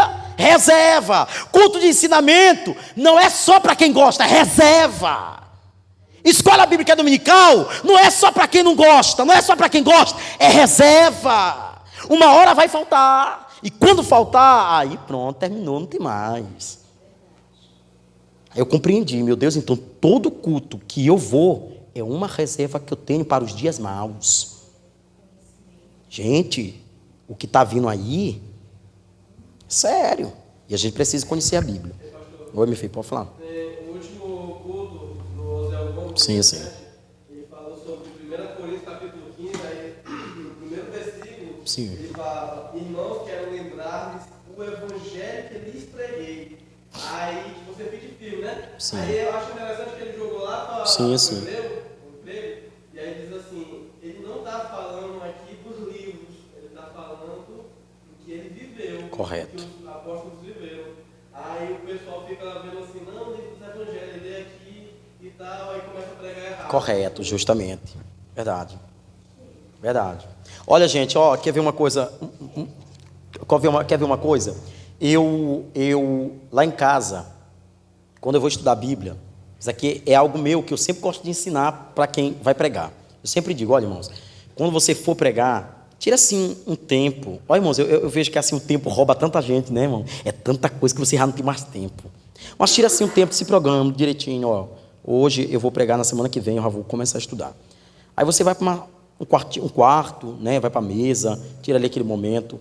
Irmãos, nunca coloque somente a Bíblia, os teus livros, as tuas anotações, a tua caneta, somente isso. Porque a ausência do Espírito Santo pode ser a ausência da compreensão. Eu vou repetir de novo. Isso aqui foi forte até para mim agora. Tá vendo? Você pode ter livros, você pode ter tudo ao seu dispor. Se você for ausente na pessoa do Espírito Santo, você não compreende nada do que você lê. Quando a gente ora, que a gente diz assim, ô Senhor, me esclarece isso aqui. Irmão, é nítido. Parece assim, não tem aquele filme do doutor, que passa até na Globo, que é até uma minissérie. É doutor, como é, irmãos? É Doc, né? Uma coisa assim. Gente, eu acho interessante aquilo. É como se quando a gente orasse pelo Espírito Santo, o Espírito Santo viesse na nossa mente e dissesse assim, toma este caminho, é por aqui, o entendimento é esse, vai lendo. Porque existe uma frase teológica que diz assim, para você entender o texto, você precisa compreender o contexto e o pretexto. O que é, pastor? Tem algo que é antes, tem algo que é muito mais do que o antes. Lá da história. Aí tem gente que chega aqui, olha, queridos, somente este versículo, Jesus diz, aleluia. Não é assim, irmão, vai ler o texto. Vai ler contexto. Vai compreender o pretexto, quem é que estava falando, para quem estava sendo direcionado aquela mensagem. Aí o irmão tira, né? Eu acho incrível. Antigamente, no tempo da irmã Rosinete, porque ela é mais velha. Antigamente, no tempo dela, porque ela disse para mim que quando eu falo assim, no meu tempo. E aí? Então, no tempo da irmã Rosinete, né? No tempo da irmã Marinildo, da grande parcela da igreja, vocês que são mais velhos do que eu, o tempo de vocês, irmãos crentes, amavam Jesus. O tempo bom, não era? Tu viu os crentes. Irmão, com aquelas roupas. Oh, Jesus. Né, irmão? Os homens com aquelas calças medonha. Né, era? Todo desajeitado. Mas ele estava lá no culto evangelístico. Ele estava lá na praça. Ele estava pregando a palavra. E tu via como é que era a palavra sábia, palavra correta, palavra verdadeira. Como? Jesus cura, Jesus liberta, Jesus salva. Hoje, queridos, a hermenêutica. Textualmente, irmão, não muda ninguém. Porque eu sempre digo uma coisa interessante. Para mim, particularmente, a teologia só serve para uma coisa. Só para uma coisa. Para mim, particularmente. Para mim, ao meu ver. Só para me ensinar. Só. Porque, na prática, é jejum e oração. E eu não estou tirando a teologia como fator que não é importante para a igreja, nada disso. É importante, mas na prática eu vivo jejum e oração. E se eu não viver desse jeito, o diabo me arrebente. Amém, gente? Vamos botar para terminar, vamos? Já estamos chegando já na parte final. O que a Bíblia fala sobre si? Vamos compreender isso? O que a Bíblia fala sobre si, que é um tema também, é um subtema que vamos trabalhar. Vamos ver. Primeiro, é importante lembrarmos que existem dois termos que a própria escrita deixa claro. Aí eu já tinha até falado lá no comecinho, mas eu vou repetir de novo. Primeiro é que a expressão assim diz o Senhor, geralmente usada pelos profetas, era uma verdade de Deus a uma pessoa, ou seja, isso era irrevogável e tinha que se cumprir. Mas Jesus preferiu usar o termo, porém vos digo, uma expressão clara do poder da palavra. Detalhe importante. No livro de João, no capítulo 1, versos 1, cronologicamente, a ideia que se dá é que essa expressão, verbo, seja palavra em ação, ou seja, o próprio verbo, a própria palavra estava no meio e habitando entre os homens pecadores. Mais importantes aqui, ele pôde estar entre os pecadores, mas ele nunca foi corrompido pelo pecado, 100% perfeito. E talvez isso podemos tirar uma grande lição que serve para a minha vida e para a sua vida, tá bom? O lugar que você está não vai diferenciar quem você é. Você pode estar no redor de um monte de pessoas que são prostitutas, que bebem, que fumam. Mas o que vai diferenciar é quem você é. Ou seja, eu não vou permitir que o ambiente me influencie. Sim, influencie, correto. Eu posso influenciar o ambiente que eu estou. Para terminar, pode falar, Tiago. Pode falar, meu filho. É porque, quando o senhor falou lá, Sim. mas assim diz o Senhor, eu me lembro de um trecho. Certo. E ele diz exatamente assim, e eu achei muito interessante. Pode ler, meu filho. É 1 Reis, capítulo 13, versículo 2. 1 Reis, Capítulo 13, versículo 2. 13, 2, né? O título é O Homem de Deus que veio de Judá. Aí ele fala, a ordem do Senhor, o altar, assim diz o Senhor, um filho nascerá da família de Davi e ele se chamará Josias. Sobre você ele sacrificará os sacerdotes do altar e agora queimam incenso aqui, outros serão queimados sobre você. Aí ele diz assim, de novo, quando... Sim. Sim. Aí ele, pois recebi esta Correto. E aí depois veio aquele profeta idoso. Sim. E aí diz assim, que muitas vezes eu já aconteceu comigo de gente querer me dizer, o Senhor diz isso, ou o anjo desceu daqui, não sei o quê, falou isso. Aí ele falou assim, ó, versículo 18, o profeta idoso respondeu, eu também sou profeta como você. Isso. E um anjo me disse por ordem do Senhor. Ó, aí mudou textualmente. Isso. Aí ele fala, que no final do versículo 18 ele fala, mas ele estava mentindo. Correto. E eu fui lá em Daniel, que eu já li o livro. Sim, e sim. Eu acho interessante o capítulo 6, versículo 21, diz assim, quando o rei foi ver Daniel. Sim. Daniel respondeu, ó rei, vive para sempre. O meu Deus enviou o seu anjo que fechou a boca dos leões. Correto. É totalmente diferente. Justamente. Corretíssimo. Corretíssimo. Quer ver uma coisa para a gente encerrar, irmão Tiago? Que eu vou ler aqui 2 versões bíblicas rapidinho antes da gente encerrar. Quer ver uma coisa muito interessante? Que tal a gente começar a ver dessa forma? Eu queria que a igreja visse dessa forma. Vê-se. A profecia exata, sem erro, é a Bíblia. Fora dela, qualquer um pode errar nas previsões. Eu posso dizer assim, irmã Graça, Deus manda lhe dizer que vai acontecer isso. Pode não acontecer. Porque a palavra do homem, ela pode mudar, ela pode não ir na direção certa. E detalhe importante, quando a gente vê a expressão, assim diz o Senhor para alguém, ou Deus me revelou, isso pode acontecer na vida dela, como não pode acontecer de acordo com a crença dela. Porque ainda tem esse ponto que a gente precisa detalhar. Porque às vezes, Deus usa o profeta que é de Deus na igreja, e ele diz e algo não acontece, porque a gente não creu.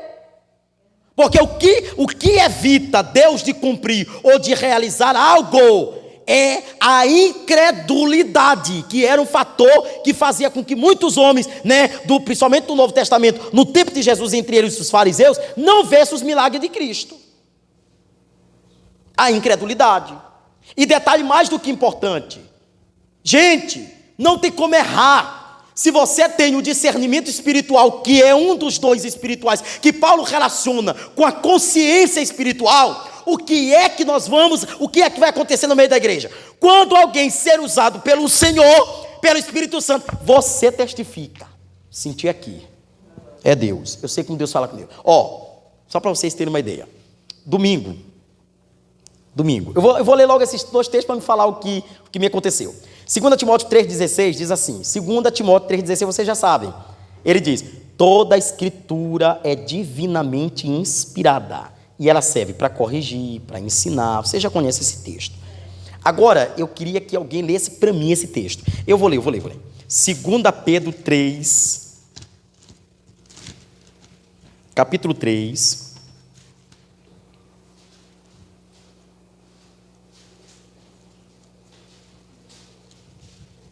Versículo 15 e 16. Olha o que ele diz aí. Tenham em mente que a paciência do Senhor significa salvação. Como também o nosso amado irmão Paulo escreveu a vocês com sabedoria que Deus lhe deu. Olha o 16. Ele escreve da mesma forma em todas as suas cartas. Está vendo? Falando nelas destes assuntos. Sua carta contém algumas coisas difíceis de entender, as quais os ignorantes e os instáveis torcem, como também a fazem com as demais escrituras para a própria destruição deles. E algo importante, gente, rapidinho,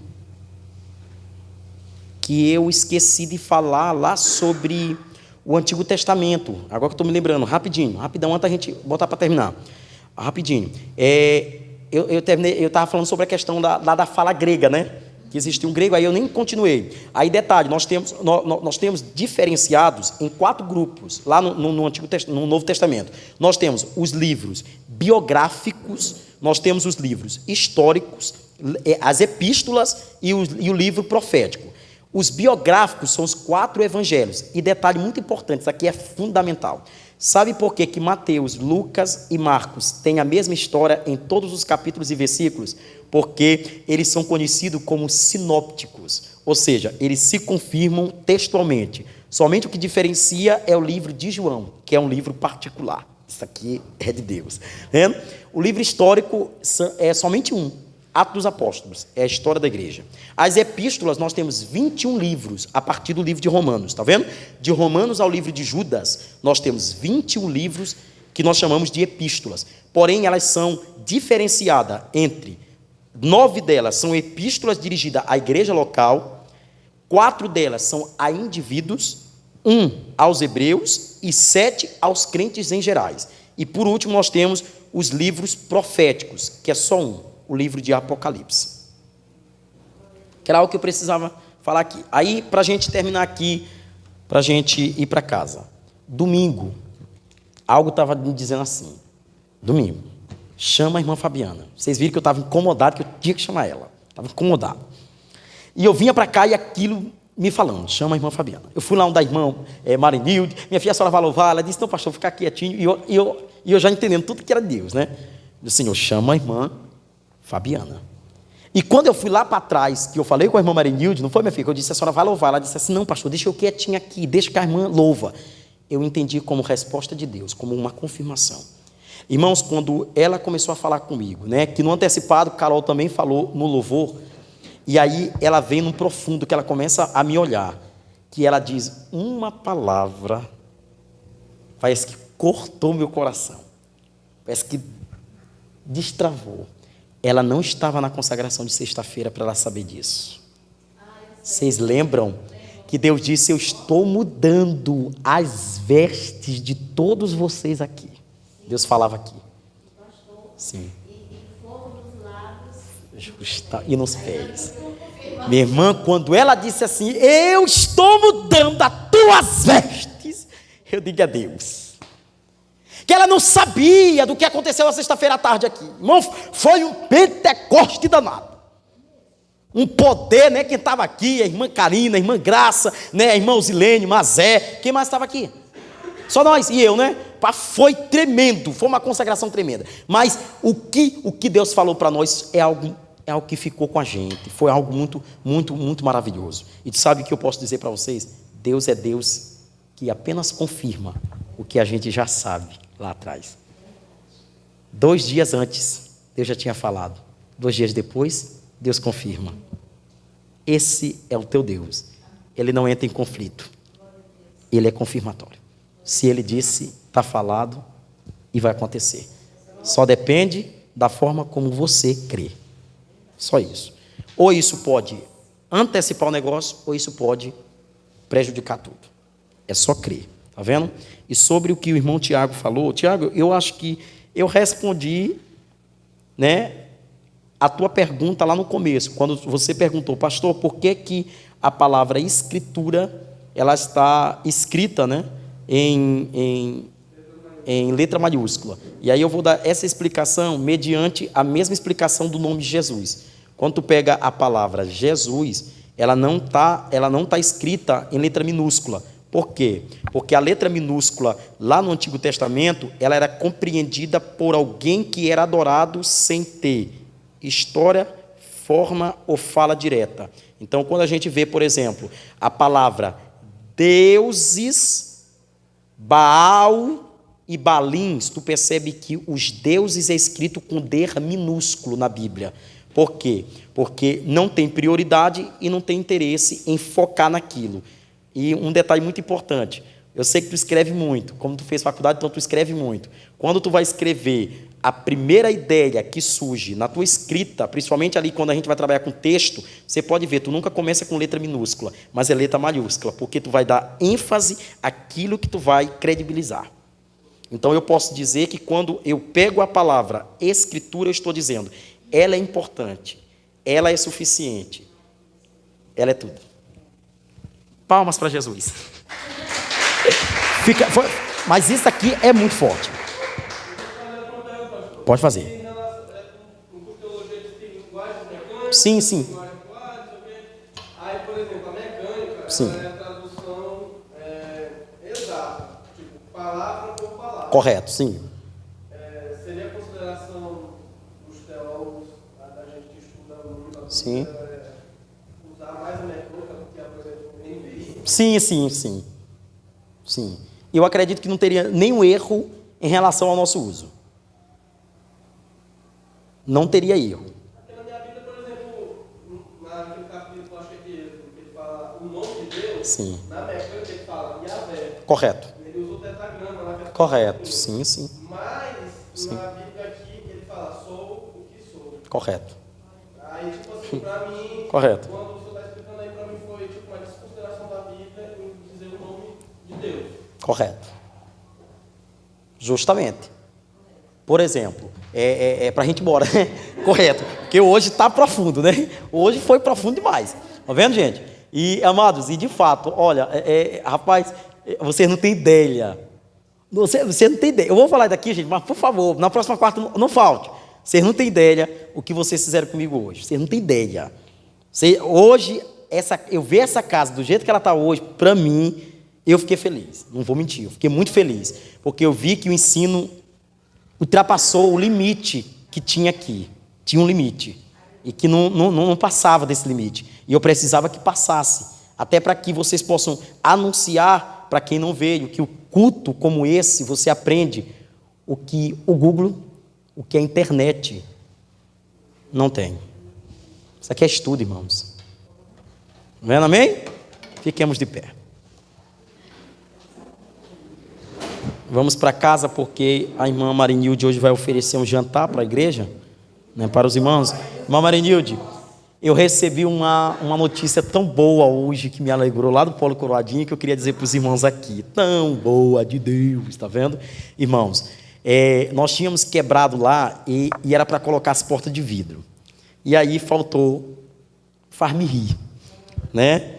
E a gente, em oração, claro, para a gente colocar, porque eu já estava imaginando que estava aberto, e eu, meu Deus do céu, a irmã Concita, vocês já sabem que a irmã Concita, todo tempo, aquela pessoa, ela falou assim, não se preocupa não, que aqui tem uma porta, aqui não sobe, não vai, mas eu todo tempo preocupado, né, porque é perigoso também ficar aberto daquela forma, porque tem algumas coisas que é da igreja, que está lá em cima, e a gente, em oração, Deus, abre as portas, Senhor, e o Senhor abriu, irmãos, o Senhor abriu. Na segunda-feira, quando a gente chegou, né, amanhã o rapaz já vai colocar as 2 portas de vidro para a honra e glória do Senhor Jesus Cristo, né? O Senhor enviou o recurso e Deus é Deus e o resto é Baal, tá vendo? Só Deus é Deus, tá vendo? Irmãos, olha, o que vai ser lindo a nossa inauguração ali, vai ser lindo, talvez vai ser lindo demais. E a festa daqui da sede vai ser de quebrar o pescoço do Satanás. Quando ele vê a estrondosa a reforma que vai ter aqui dentro, ele vai dizer, com esse povo eu não posso mexer, porque quanto mais eu bato neles, mais eles crescem. Deus, obrigado, Pai. Eu quero te agradecer, eu quero louvar o teu nome pelos nossos irmãos que vieram hoje aqui. Deus, eu estou saindo daqui hoje tremendamente abençoado, Pai. Que bênção esse ensino da palavra. Senhor, se o ensino foi dessa forma, imagine o nosso curso de escatologia. Imagine o que vai acontecer sábado, o que vai acontecer no domingo. Nesses 2 horários, será uma coisa, Pai, espetacular. E eu creio, Senhor, que o Senhor fará grandes proezas nos nossos meios. Deus, abençoa os nossos irmãos, para que na próxima quarta eles estejam aqui, estudando a Tua palavra, sendo ensinados pela verdade da Tua palavra. Abençoa o coração dos nossos irmãos, levam eles para casa, dando livramento, guarda todos, é que eu te peço em nome de Jesus, amém. Que a graça e a paz e a doce consolação do Espírito Santo esteja com toda a igreja, e toda a igreja diga comigo, amém. Lembrando, o nosso seminário de escatologia é sábado às 19h30, domingo às 9h e domingo às 18h30, tá certo? Vai ser imperdível, tá certo? Que Deus abençoe.